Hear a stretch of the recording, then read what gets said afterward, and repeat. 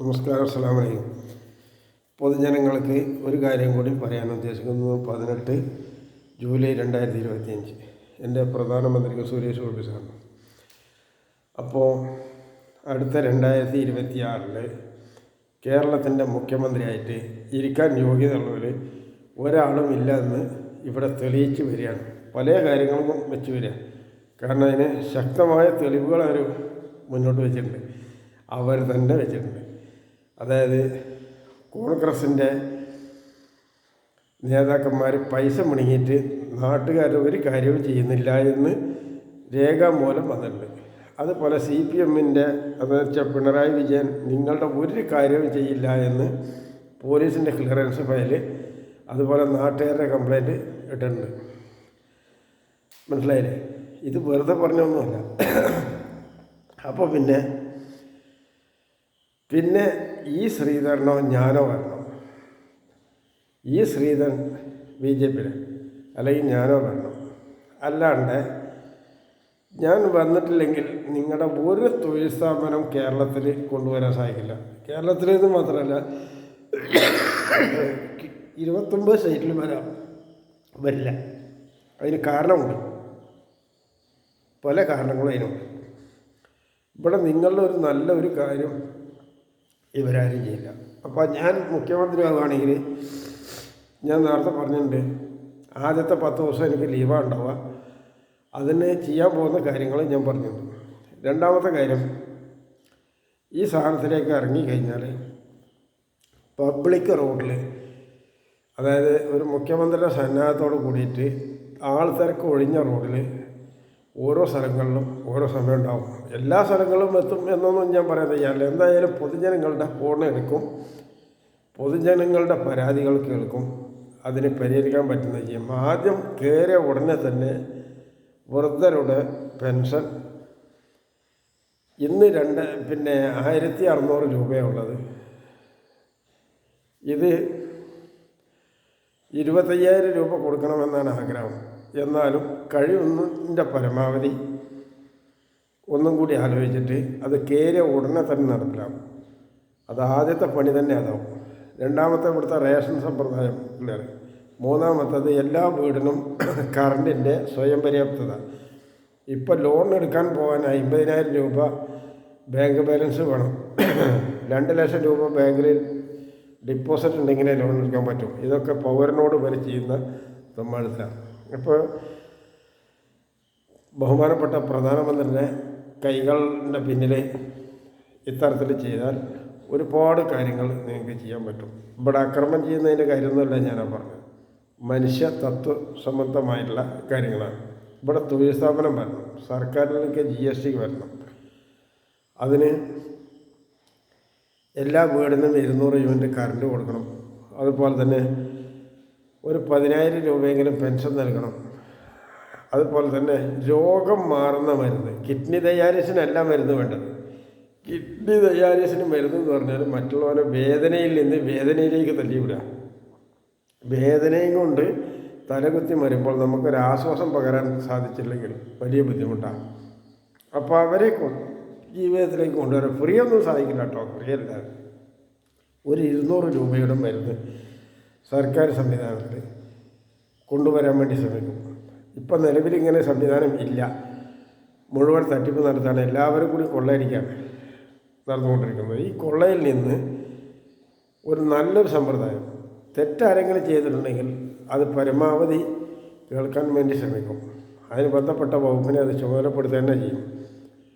അതുപോലെ മുൻകാലത്തെ പോലീസിൻ്റെ റെക്കോർഡ് പുനഃപരിശോധിക്കും മുൻകാലത്ത്. അതുപോലെ തന്നെ ഏത് കുറ്റവാളികളാണെങ്കിലും ഒരു ചാൻസ് അവർക്ക് ഉണ്ടെന്ന് അവർക്ക് ഉറപ്പിച്ചു വരാം.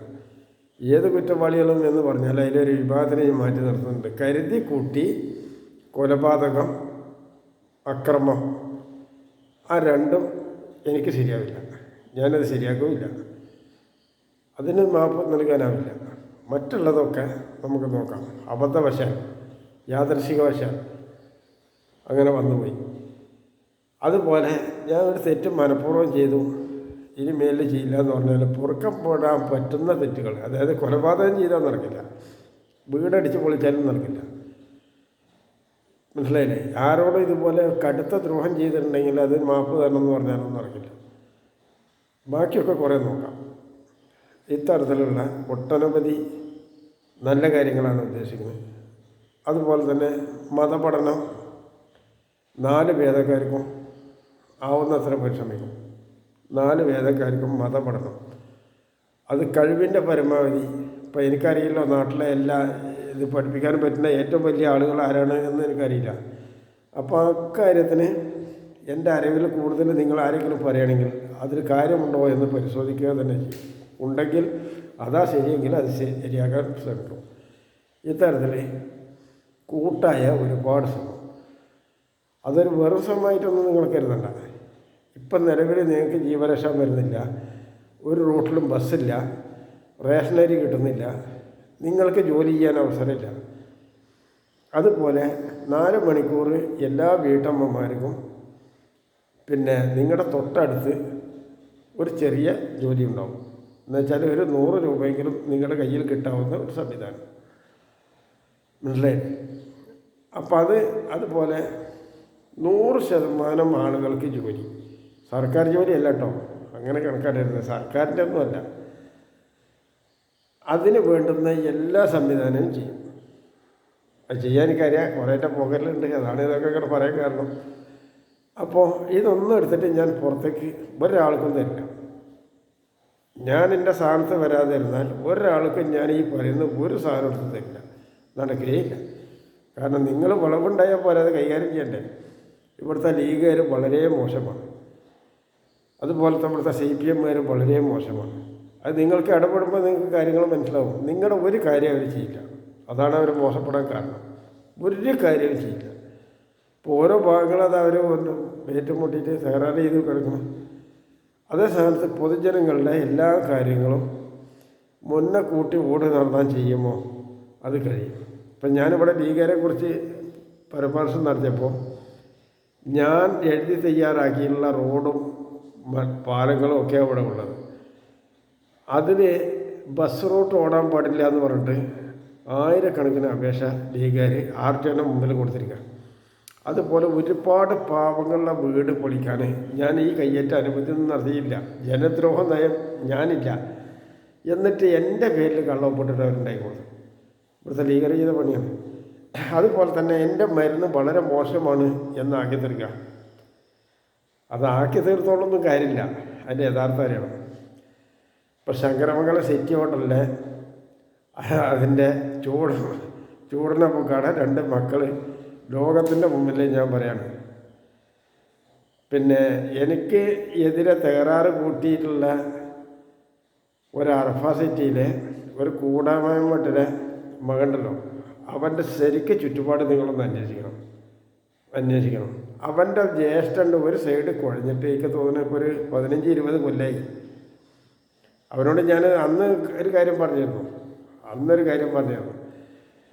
ഒരു 25,000 രൂപ തരാമെന്ന് പറഞ്ഞ് ആരെങ്കിലും എഗ്രിമെൻ്റ് ഏറ്റിട്ട് നിങ്ങൾ ആരെങ്കിലും ഏറ്റാൽ ഞാൻ ശരിയാക്കി തരാം.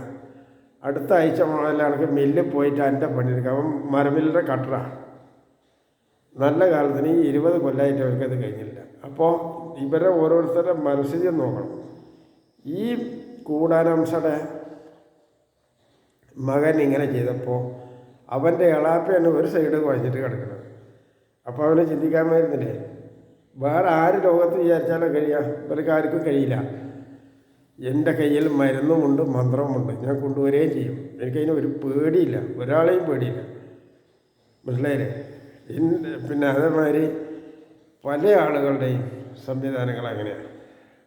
അപ്പോൾ ഞാൻ മുഖ്യമന്ത്രിയായി വരാണ്ട് നിങ്ങളുടെ ഒരു കാര്യവും രക്ഷപ്പെടില്ല, നിങ്ങൾക്ക് ഒരാൾക്കും തൊഴിൽ ചെയ്യാൻ പറ്റില്ല എന്ന് ഞാൻ ആണായിട്ട് പറയുന്നു.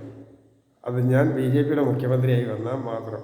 അല്ലെങ്കിൽ ഞാൻ ഇതൊന്നും കണ്ടിട്ടില്ല, അറിഞ്ഞിട്ടില്ല, മൂലയിലിരിക്കട്ടെ, അറിയില്ല, മൂലയിൽ അവിടെ ഇരിക്കും. ഇപ്പോൾ കണ്ടില്ലേ വേറൊന്നും നടക്കണം, അതിൽ കൂടുതലൊന്നും നടക്കില്ല. അസ്സലാമു അലൈക്കും.